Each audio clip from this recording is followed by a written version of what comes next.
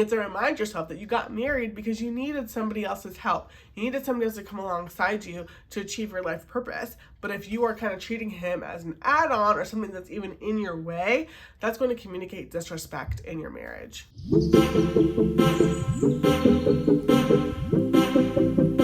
If you're watching this video, you are either in or approaching your first year of marriage. Congratulations! But if you're afraid it's going to be miserable, keep watching. I have some tips that will save your first year of marriage. Hi, my name is Pauline and I became a wife in 2018. Marriage is such a beautiful covenant and something that's celebrated so well in every culture across the world. But what happens after the wedding? So many marriages have a rough first year. And why is that? I honestly believe it's because we don't transition well.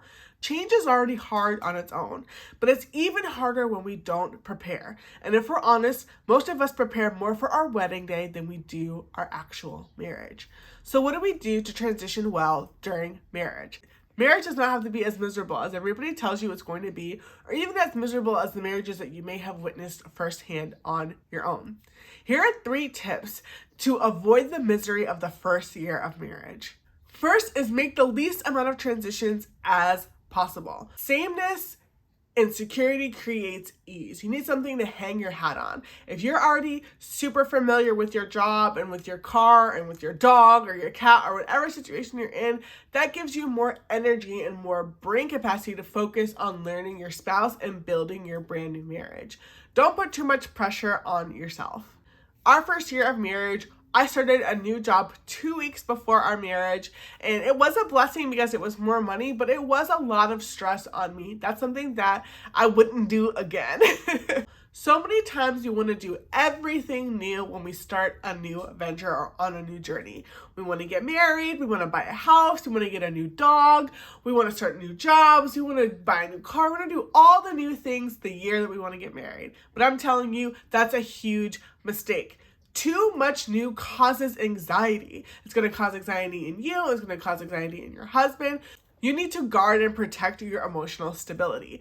A new marriage in and of itself is already one of the biggest and most stressful transitions of your life. Most likely you had a wedding that you're just coming off of, and that in and of itself was already stressful with your family, with his family, with all of the changes. Hopefully you had a nice honeymoon that you got to enjoy, but even if you didn't, you are now transitioning into new life as a wife. You're learning how to live together. You're learning how to combine your finances. There's so many new things when it comes to marriage. And a lot of the things you're discovering each and every day. You don't even know all the new that you're stepping into the day after your wedding.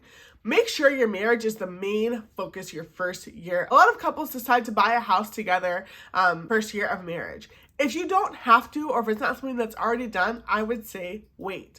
A lot of times people buy a house together and they don't even realize what it is that they like or that they want. And you can kind of move into a place together that's less of a commitment, maybe rent a home or rent an apartment or something like that. And then once you get settled into your marriage into a few years and your finances are on the same page and you have more of an idea of each other's flow, each other's style, then you can go ahead and make that investment to buy a house. But sometimes doing too much new ignites more and more anxiety in you as a wife. Give yourself some time. Be stable. Wait a few months before you start applying for new jobs after your marriage starts. Hang on to that old car a little bit longer before you really get used to what it's like being a newlywed and being a wife. Too many new things cause too much stress, and if you are too stressed out, you're going to unleash that stress and express your stress onto your spouse, onto your husband, and onto your new marriage that's already so fragile. The second thing that you can do is to have monthly marriage meetings. Now, hopefully you have a weekly date night that's already installed into your schedule. Date nights are for fun. Date night is your time to go out and go to dinner, go watch a movie together, do something fun to bond together and keep the love alive. But monthly meetings are really for the logistics of life and the logistics of marriage. Monthly meetings are where you sit down, you talk about the dreaded budget. Budget meetings are always so hard in our home. You can talk about schedules, you can talk about needs, you can talk about chores. Those are a huge transition when it comes to marriage, about who's going to do what, when, and just kind of your time to have those serious conversations. That way you can protect a date night. Date night is only for fun stuff. You're not bringing up the kids. You're not bringing up schedules and drop-offs and carpools and all of those kind of businessy things that come along with marriage. But you do need to think of your marriage as an institution, because it is. It's something that is organized. It's something that needs structure. It's something that has systems. It has a culture. But when are you going to have time to address those systems? A lot of couples don't have monthly meetings, and it really is the detriment to their marriage. It causes a lot of communication breakdown. Monthly meetings provide a time for you to have those communications. A lot of couples say, oh, we need to communicate more. I should have known that you needed me to pick this up or drop this off, or you should have told me that your mom was coming over, or you should have told me that there's a schedule change. But a lot of times we don't create time for that communication to happen.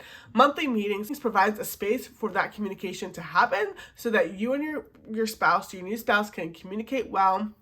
You can share your needs, you can hear their needs, and then also protects your time coming and going throughout the day. The third thing you want to do to prevent misery in your first year of marriage is to start with a blank slate. A lot of us go into marriage thinking like, okay, I'm me, I'm Pauline, now I'm gonna be married Pauline. Wife Pauline does this, wife Pauline does that. But as a new wife, you aren't adding somebody to your life. This is not a dog that you have, bought and you've added to your family and you kind of tell the dog what to do and how it's going to be and how it's not going to be. You are starting a new life with somebody. So of course your name is the same, maybe your first name is the same, your social security number is the same, and all those different things, but you are starting a new life. Very similar to how when you graduated high school and you started college, you didn't take the same mindset that you used in high school for college. You studied different, you lived a different place, everything was new in college, and you have to have that same mindset with marriage in order to be successful the first year. You can't just go about your day-to-day of, oh, hey, I go and I have coffee with my friend every Tuesday morning, or this is what I do on Thursday nights, and you don't want your husband to kind of mess up your schedule. I'm not saying that you can't keep doing the things that you did before you got married, but it all needs to be on the table, and you bring those things to the monthly meeting and you say, hey, this is what I would like to do. How does this work with your schedule? And that's the time to say, oh, that's fine with me. I'm going to be watching Thursday night football with the boys anyway. Go off and have fun with your friends, that type of thing, because your husband is your first priority. A lot of times we just want our husband to come alongside us and do what it is we want him to do. And same thing goes for him as well. Everything is on the table. Just because he played poker every Saturday night before he got married doesn't mean that's going to continue to work.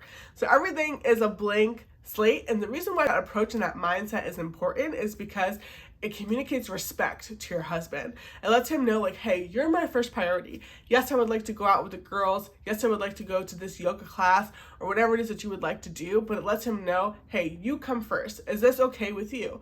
The goal is that he would have that same respect and communication towards you as well. But a lot of times, us as women, we have to communicate that respect first and kind of set that tone. And that's a great place to do that is during the monthly meeting. You want to put everything on the table. Not just your weekly, daily schedules, but also how you've done holidays in the past with your families, with chores, with everything that you do, with everything about your lifestyle, on a yearly to a monthly to a weekly to a daily basis, even how you shower, your shower schedule, your face schedule, your skincare, your budget, everything is on the table. A lot of times women don't take this approach, and it really does hurt their marriage because it makes their husband feel like they're not a priority and that they're not important and that they're not needed. You have to remind yourself that you got married because you needed somebody else's help. You needed somebody else to come alongside you to achieve your life purpose. But if you are kind of treating him as an add-on or something that's even in your way, that's going to communicate disrespect in your marriage. If we don't have this approach, we can get annoyed because we feel like our husbands are kind of in our way of how we did things. And you ever heard that you've heard that saying, old habits die hard, or it's hard to teach an old dog new tricks. That saying is this exact thing personified. That's exactly what I'm talking about here. And sometimes we just say, oh, this is how I've always done it. And it's like, well, great. When you did those things that way prior, you were not married. But now you're married, you do things differently. Everything is on the table. We have to take away, this is my way of doing things, and start creating our way of doing things. I may have done things a certain way, and I may have meal prepped a certain way before I got married, But when I got married, I had to find a new way that we meal prepped and did things together, or that worked for our new family. Even if I'm still the only one cooking, I have to do what works for Tim. For example, I loved zucchini, and I still love it now. I used to eat that, when I meal prepped with my pasta before I was married. But Tim does not like zucchini, so I had to transition the way that I did a meal prep, and I had to incorporate more broccoli and more different vegetables that Tim liked and that we both liked. So it wasn't just my way of doing things, but it was our way of doing things. If this was helpful, check out more videos in the First Year of Marriage series. Thanks so much for watching, and I'll see you in the next one.